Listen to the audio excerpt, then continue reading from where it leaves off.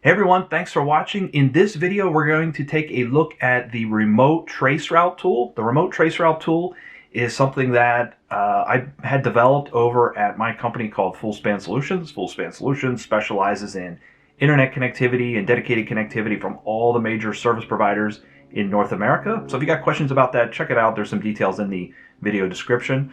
Anyway, the remote traceroute tool, what it does is it actually interfaces with the RIPE Atlas API. And RIPE Atlas allows you as a network administrator or hobbyist or whatever to deploy a RIPE Atlas probe in your network.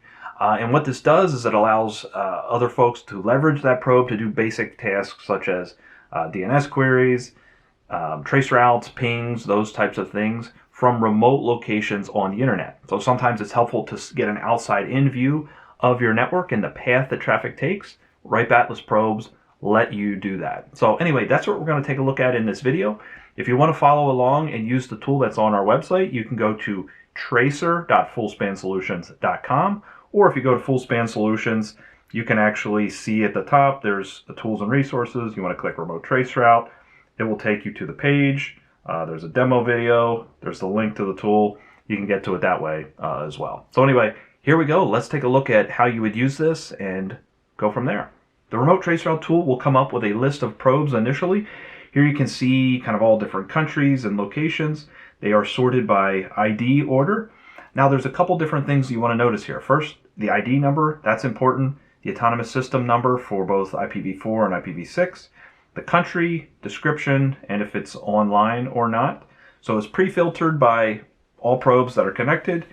And from there, you can actually do some searching. You can actually filter by country if you really want to. You could also come in here and do a search for a probe that you may have deployed in your network. You know its description or you know its ID. You can search for either of those here. In my case, I actually have a Fullspan Solutions probe already deployed. Actually, I have two of them. I'm going to leverage this one in PA. I'm going to just go ahead and hit the arrow. You see that we're using that probe. And from there, we actually just go and open a traceroute view. And we want to type in an IP address or a destination that we want to execute a traceroute to. Now, this will actually work with both IPv4 and IPv6. I have an IPv4 address that I'm going to put in. And from there, we actually hit execute traceroute. It'll take a minute for the results to come back, but once they're back, I'll talk to you a little bit more about what we're seeing.